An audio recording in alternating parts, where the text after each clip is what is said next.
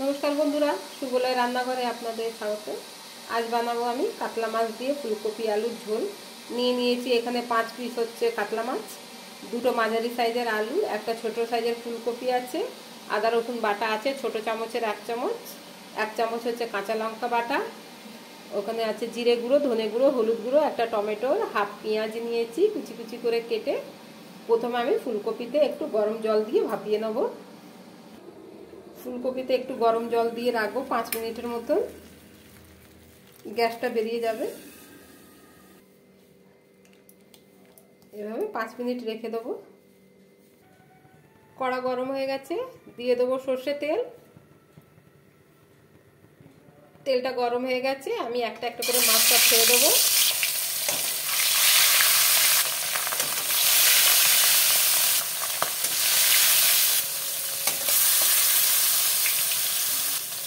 মাছগুলোকে আমি এপিট ওপিট করে লাল করে ভেজে নেব।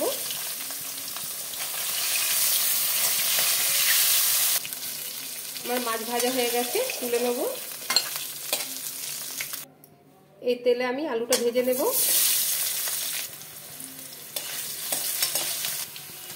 আলুটা ভাজা হয়ে গেছে, আলুটা আমি তুলে নেব। এই তেলে আমি ফুলকপিগুলো ভেজে নেব। দেবো অল্প হলুদ। ফুলকপি ভাজা হয়ে গেছে, আমি তুলে নেব। ফোড়নে দেবো একটা তেজপাতা, দিয়ে দিলাম অর্ধেকটা পেঁয়াজ কাটা, দিয়ে দেবো আদা রসুন বাটা,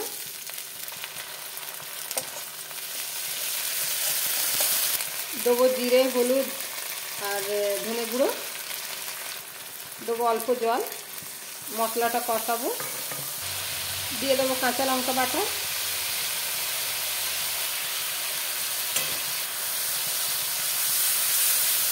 দিলাম কেটে রাখা টমেটো, দেবো স্বাদ মতো লবণ। আমি আমার আন্দাজ মতো লবণ দিয়েছি। আমার মশলাটা ভালো করে কষানো হয়ে গেছে, তেল বেরিয়ে এসছে। এবার দেবো ভেজে রাখা ফুলকপি আলুটা, অল্প জল দেব, ভালো করে মশলার সাথে মাখাবো।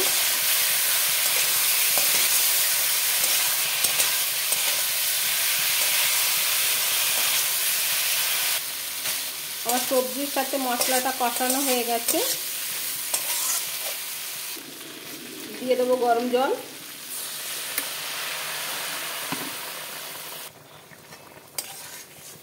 ঢাকনা লাগিয়ে সেদ্ধ হতে দেবো। আলু ফুলকপি দুটোই সেদ্ধ হয়ে গেছে, দিয়ে দেবো একটা একটা করে মাছ, দিয়ে দেবো গরম মশলা উপর থেকে। ঝোলে মাছটাকে 2 মিনিট ফুটতে দেব।